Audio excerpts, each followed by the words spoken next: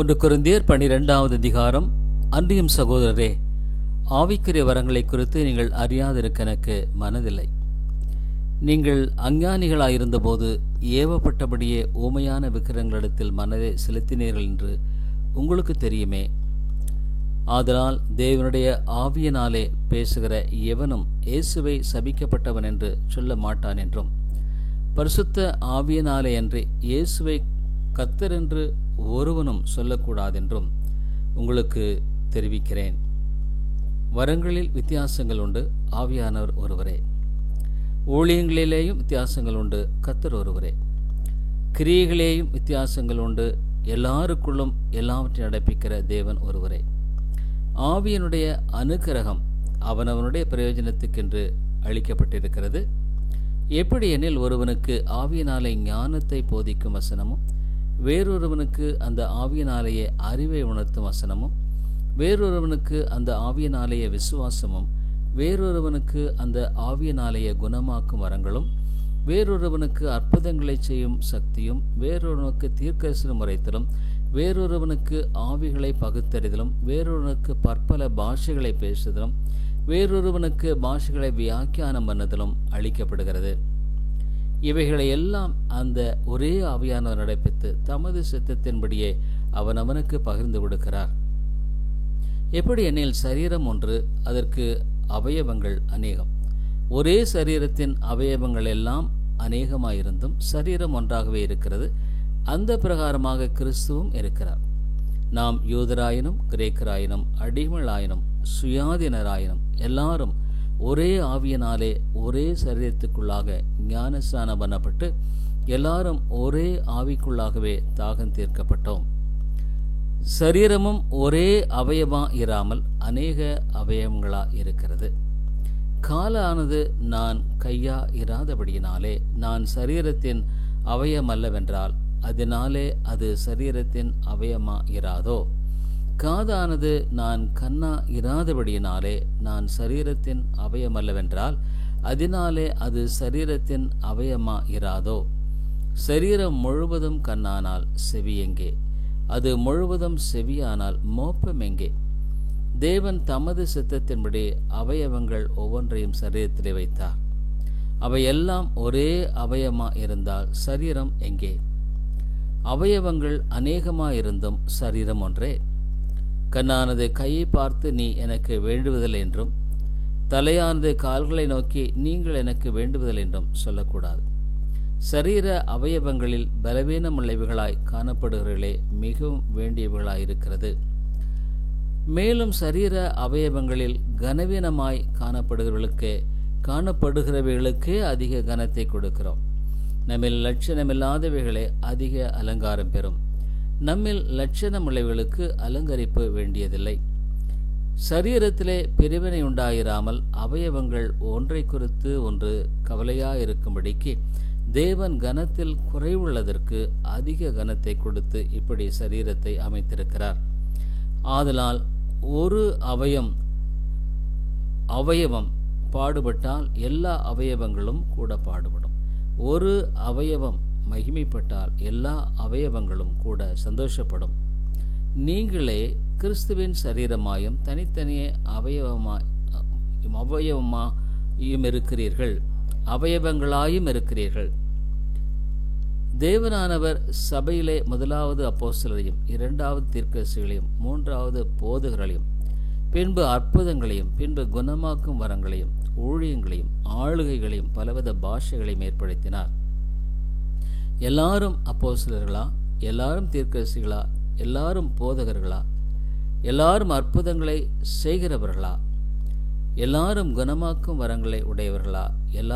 எல்லாரும் அந்நிய பாஷைகளை பேசுகிறார்களா? எல்லாரும் வியாக்கியானம் பண்ணுகிறார்களா? இப்படி இருக்க முக்கியமான வரங்களை நாடுங்கள். இன்னும் அதிக மேன்மையான வழியையும் உங்களுக்கு காண்பிக்கிறேன். 1 கொரிந்தியர் 13வது அதிகாரம். நான் மனுஷர் பாஷைகளையும் தூதர் பாஷைகளையும் பேசினாலும் அன்பு எனக்கு இராவிட்டால் சத்தமிடுகிற வெண்கலம் போலவும் ஓசையிடுகிற கைத்தாளம் போலவும் இருப்பேன். நான் தீர்க்கதரிசன வரத்தை உடையவனாயிருந்து சகல இரகசியங்களையும் சகல அறிவையும் அறிந்தாலும் மலைகளை பேர்க்கத்தக்கதாக சகல விசுவாசமுள்ளவனாயிருந்தாலும் அன்பு எனக்கு இராவிட்டால் நான் ஒன்றுமில்லை. எனக்குண்டான யாவற்றையும் நான் அன்னதானம் பண்ணினாலும் என் சரீரத்தை சுட்டெரிக்கப்படுவதற்கு கொடுத்தாலும் அன்பு எனக்கு இராவிட்டால் எனக்கு பிரயோஜனம் ஒன்றுமில்லை. அன்பு நீடிய சாந்தமும் தயவும் உள்ளது. அன்புக்கு பொறாமை இல்லை.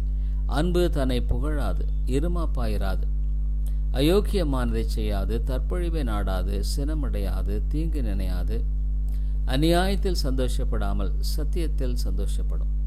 சகலத்தையும் தாங்கும், சகலத்தையும் விசுவாசிக்கும், சகலத்தையும் நம்பும், சகலத்தையும் சகிக்கும்.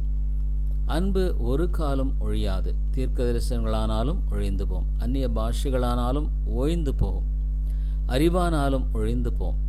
நம்முடைய அறிவு குறைவுள்ளது, நாம் தீர்க்க சொல்லுதலும் குறைவுள்ளது. நிறைவானது வரும்போது குறைவானது ஒழிந்து போம். நான் குழந்தையிருந்தபோது குழந்தையைப் போல பேசினேன், குழந்தையைப் போல சிந்தித்தேன், குழந்தையைப் போல யோசித்தேன். நான் புருஷனான போதோ குழந்தைக்கேற்றவர்களை ஒழித்து விட்டேன். இப்பொழுது கண்ணாடியிலே நிழலாட்டமாய் பார்க்கிறோம், அப்பொழுது முகமுகமாய் பார்ப்போம். இப்பொழுது நான் குறைந்த அறிவுள்ளவன், அப்பொழுது நான் அறியப்பட்டிருக்கிறபடியே அறிந்து கொள்ளுவேன். இப்பொழுது விசுவாசம், நம்பிக்கை, அன்பு இம்மூன்றும் நிலைத்திருக்கிறது. இவைகளில் அன்பே பெரியது. 1 கொரிந்தியர் 14வது அதிகாரம். அன்பை நாடுங்கள், ஞான வரங்களையும் விரும்புங்கள், விசேஷமாய் தீர்க்கதரிசன வரத்தை விரும்புங்கள். ஏனெனில் அந்நிய பாஷையில் பேசுகிறவன் ஆவியினாலே ரகசியங்களை பேசினாலும் அவன் பேசுகிறதை ஒருவனும் அறியாதிருக்கிறபடியினாலே அவன் மனுஷரிடத்தில் பேசாமல் தேவனிடத்தில் பேசுகிறான். தீர்க்கதரிசனம் சொல்லுகிறவனோ மனுஷருக்கு பக்தி விருத்தியும் புத்தியும் ஆறுதலும் உண்டாகத்தக்கதாக பேசுகிறான். அந்நிய பாஷையில் பேசுகிறவன் தனக்கே பக்தி விருத்தி உண்டாக பேசுகிறான். தீர்க்கதரிசனம் சொல்லுகிறவனோ சபைக்கு பக்தி விருத்தி உண்டாக பேசுகிறான். நீங்கள் எல்லாரும் அந்நிய பாஷைகளை பேசும்படி விரும்புகிறேன். ஆகிலும் அந்நிய பாஷைகளில் பேசுகிறவன் சபைக்கு பக்தி விருத்தி உண்டாகும்படிக்கு அர்த்தத்தையும் சொல்லாவிட்டால் தீர்க்கதரிசனம் சொல்லுகிறவன் அவனிலும் மேன்மையுள்ளவன். ஆதலால் நீங்கள் தீர்க்கதரிசனம் சொல்லுகிறவர்களாக வேண்டுமென்று அதிகமாய் விரும்புகிறேன்.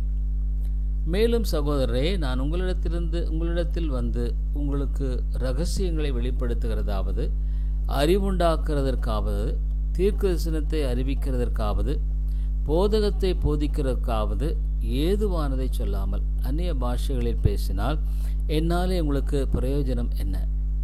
அப்படியே புல்லாங்குழல், சுரமண்டலம் முதலாகிய சத்தமிடுகிற உயிரில்லாத வாத்தியங்கள் துணிகளில் வித்தியாசம் காட்டாவிட்டால் குழலாலே ஓதப்படுகிறதும் சுரமண்டலத்தாலே வாசிக்கப்படுகிறதும் இன்னதென்று எப்படி தெரியும்? அந்தப்படி எக்காலமும் விளங்காத சத்தமிட்டால் எவன் யுத்தத்திற்கு ஆயத்தம் பண்ணுவான்? அதுபோல நீங்களும் தெளிவான பேச்சை நாவினால் வசனியாவிட்டால் பேசப்பட்டது என்னதென்று எப்படி தெரியும்? ஆகாயத்தில் பேசுகிறா இருப்பீர்களே. உலகத்திலே எத்தனையோ விதமான பாஷைகள் உண்டாயிருக்கிறது. அவைகளில் ஒன்றும் அர்த்தமில்லாததல்ல. ஆயினும் பாஷையின் கருத்தை நான் அறியாமல் இருந்தால் பேசுகிறவனுக்கு அந்நியனாயிருப்பேன், பேசுகிறவனும் எனக்கு அந்நியனாயிருப்பான். நீங்களும் ஆவிக்குரிய வரங்களை நாடுகளானபடியால் சபைக்கு பக்தி விருத்தி உண்டாகத்தக்கதாக அவைகளில் தேரும்படி நாடுங்கள். அந்தப்படி அந்நிய பாஷையில் பேசுகிறவன் அதன் அர்த்தத்தையும் சொல்லத்தக்கதாக விண்ணப்பம் பண்ண கடவன். என்னத்தினானெனில் நான் அந்நிய பாஷையிலே விண்ணப்பம் பண்ணினால் என் ஆவி விண்ணப்பம் பண்ணுமே அன்றே என் கருத்து பயனற்றதாயிருக்கும். இப்படி இருக்க செய்ய வேண்டுவதென்ன? நான் ஆவியோடும் விண்ணப்பம் பண்ணுவேன், கருத்தோடும் விண்ணப்பம் பண்ணுவேன். நான் ஆவியோடும் பாடுவேன், கருத்தோடும் பாடுவேன். இல்லாவிட்டால் நீ ஆவியோடு ஸ்தோத்திரம் பண்ணும்போது கல்லாதவன் உன் ஸ்தோத்திரத்திற்கு ஆமேன் என்று எப்படி சொல்லுவான்? நீ பேசுகிறது இன்னதென்று அவன் அறியானே. நீ நன்றாய் ஸ்தோத்திரம் பண்ணுகிறாய், ஆகிலும் மற்றவன் பக்தி விருத்தி அடைய மாட்டானே. உங்கள் எல்லாரிலும் நான் அதிகமாய் பாஷைகளை பேசுகிறேன், இதற்காக என் தேவனை ஸ்தோத்திரிக்கிறேன். அப்படி இருந்தும் நான் சபையிலே அந்நிய பாஷையில் 10,000 வார்த்தைகளை பேசுகிறதிலும் மற்றவர்களை உணர்த்தும்படி என் கருத்தோடே 5 வார்த்தைகளை பேசுகிறதே எனக்கு அதிக விருப்பமாயிருக்கும். சகோதரரே, நீங்கள் புத்தியிலே குழந்தைகளா இராதேங்கள், துர்க்குணத்திலே குழந்தைகளாயும் புத்தியோலோ தேரியன்களாயும் இருங்கள். மறு பாஷையக்காரராலும் மறு உதடுகளாலும் இந்த ஜனங்களிடத்தில் பேசுவேன், ஆகிலும் அவள் எனக்கு செவி கொடுப்பதில்லை என்று கர்த்தர் சொல்லுகிறார் என்று வேதத்தில் எழுதியிருக்கிறதே. அப்படி இருக்க அந்நிய பாஷைகள் விசுவாசிகளுக்கு அடையாளமாயிராமல் அவிசுவாசிகளுக்கு அடையாளமாயிருக்கிறது. தீர்க்க தரிசனமோ அவிசுவாசிகளுக்கு அடையாளமாயிராமல் விசுவாசிகளுக்கு அடையாளமாயிருக்கிறது.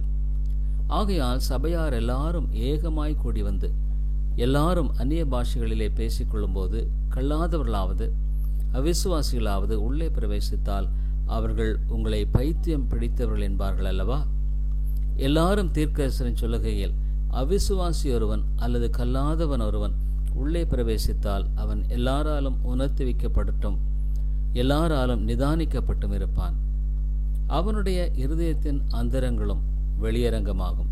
அவன் முகங்குப்புற விழுந்து தேவனை பணிந்து கொண்டு தேவன் மெய்யாய் உங்களுக்குள்ளே இருக்கிறார் என்று அறிக்கையிடுவான். நீங்கள் கூடி வந்திருக்கிற போது உங்களில் ஒருவன் சங்கீதம் பாடுகிறான், ஒருவன் போதகம் பண்ணுகிறான், ஒருவன் அந்நிய பாஷை பேசுகிறான், ஒருவன் ரகசியத்தை வெளிப்படுத்துகிறான், ஒருவன் வியாக்கியானம் பண்ணுகிறான். சகோதரரே, இது என்ன? சகலமும் பக்தி விருத்திக்கு எதுவாக செய்யப்பட கடவது. யாராவது அந்நிய பாஷையில பேசுறதுண்டானால் அது 2 பேர் மட்டில் அல்லது மிஞ்சினால் 3 பேர் மட்டில் அடங்கவும், அவர்கள் ஒவ்வொருவராய் பேசவும், ஒருவன் அர்த்தத்தை சொல்லவும் வேண்டும். அர்த்தம் சொல்லுகிறவன் இல்லாவிட்டால் சபையிலே பேசாமல் தனக்கும் தேவனுக்கும் தெரிய பேச கடவன். தீர்க்கதரிசிகள் 2 பேராவது 3 பேராவது பேசலாம், மற்றவர்கள் நிதானிக்க கடவர்கள். அங்கே உட்கார்ந்திருக்கிற மற்றொருவனுக்கு ஏதாகிலும் வெளிப்படுத்தப்பட்டால் முந்தி பேசினவன் பேசாமல் இருக்க கடவன். எல்லாரும் கற்கிறதற்கும் எல்லாரும் தேறுகிறதற்கும் நீங்கள் அனைவரும் ஒவ்வொருவராக தீர்க்கதரிசனம் சொல்லலாம். தீர்க்கதரிசிகளுடைய ஆவிகள் தீர்க்கதரிசிகளுக்கு அடங்கி இருக்கிறதே. தேவன் கலகத்திற்கு தேவனாயிராமல் சமாதானத்திற்கு தேவனாயிருக்கிறார்.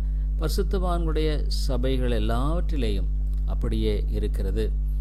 சபைகளில் உங்கள் ஸ்திரீகள் பேசாமல் இருக்க கடவர்கள். பேசும்படி அவர்களுக்கு உத்தரவு இல்லை, அவர்கள் அமர்ந்திருக்க வேண்டும். வேதமும் அப்படியே சொல்லுகிறது.